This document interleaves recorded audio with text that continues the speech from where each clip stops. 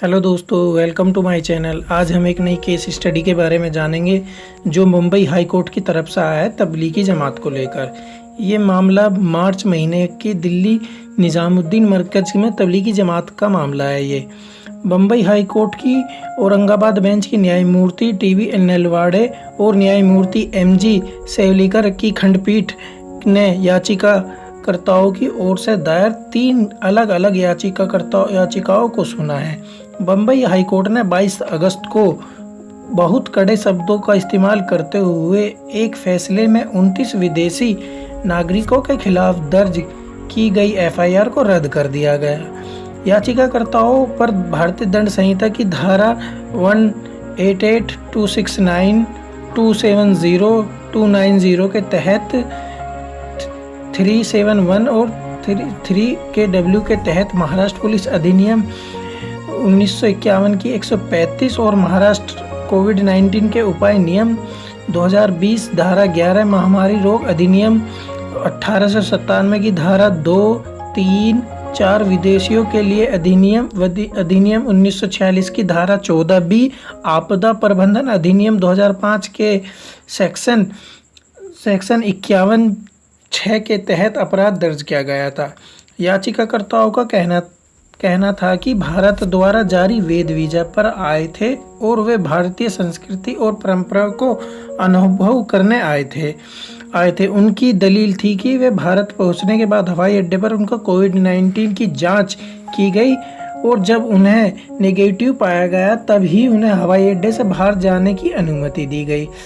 Justice Nalwade ने कहा कि रिकॉर्ड पर मौजूदा सामग्री से पता चलता है कि तबलीगी जमात मुस्लिमों का अलग संप्रदाय नहीं है, बल्कि ये धर्म के सुधार के लिए आंदोलन है।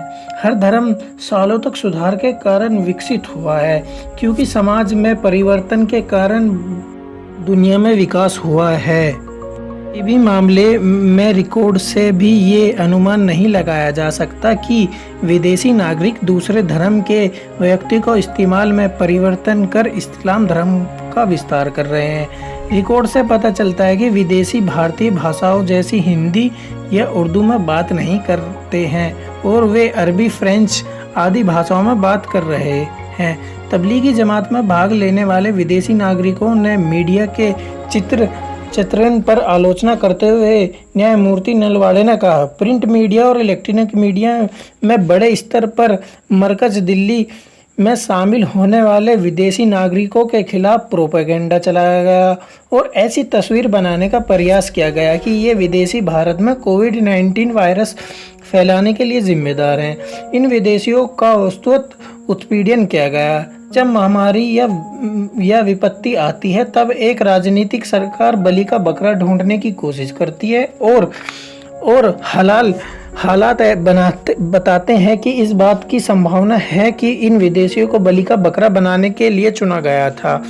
उपरोक्त इन परिस्थितियों और भारत में संक्रमण के आंकड़े बताते हैं कि वर्तमान याचिकाकर्ताओं के खिलाफ ऐसी कार्यवाही नहीं की जानी चाहिए थी। अब विदेशियों के खिलाफ की गई इस कार्रवाई के बारे में पश्चाताप करने और इसके तहत कार्रवाई हुई नुकसान की भरपाई के लिए कुछ सकारात्मक कदम उठाने के लिए उचित समय है।